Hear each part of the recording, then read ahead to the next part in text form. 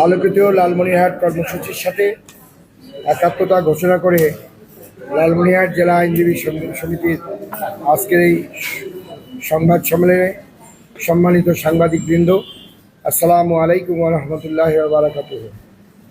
আজকের এই সাংবাদিক সম্মেলনে জেলা আইনজীবী সমিতির পক্ষ থেকে আপনাদের সকলকে শুভেচ্ছা জানাচ্ছি।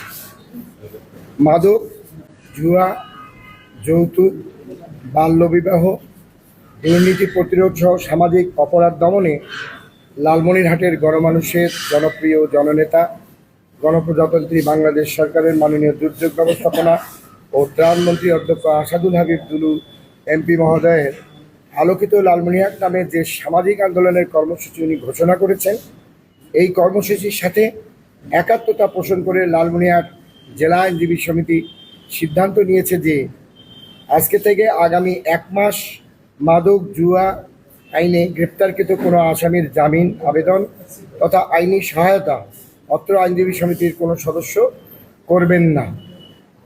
মাদকের মতো ভয়াবহতা থেকে সমাজ ও দেশকে রক্ষায় আলোকিত লালমনিরহাটের কর্মসূচি সফল করতে লালমনিরহাট জেলা আইনজীবী সমিতি এই সিদ্ধান্ত গ্রহণ করার পাশাপাশি ভবিষ্যতে সামাজিক অপরাধ দমনে রাষ্ট্রের যে কোনো সিদ্ধান্তকে স্বাগত জানাবেন এবং সম্পৃক্ত থাকবেন। প্রিয় সাংবাদিকবৃন্দ, মাদক ও জুয়ার ভয়াল থাবায় আজ আমাদের যুব সমাজ চরম হুমকির সম্মুখীন। এদের কারণে পরিবার, সমাজ তথা দেশ নানা সংকটে উপনীত হতে পারে।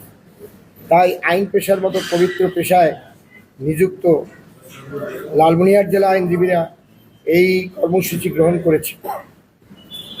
আলোকিত লালমনিরহাট কর্মসূচি এগিয়ে নিতে ভবিষ্যতে আরও কঠোর কর্মসূচি গ্রহণ করতে প্রস্তুত রয়েছে লালমনিরহাট জেলা আইনজীবী সমিতি। আজকের এই সাংবাদিক সম্মেলনে আমাদের এই সিদ্ধান্তের কথা আপনাদের মাধ্যমে গণমাধ্যমে প্রচার হলে আমাদের জেলা ও দেশের আরও দায়িত্বশীল অনেকেই এগিয়ে আসবেন বলে আমরা বিশ্বাস করি।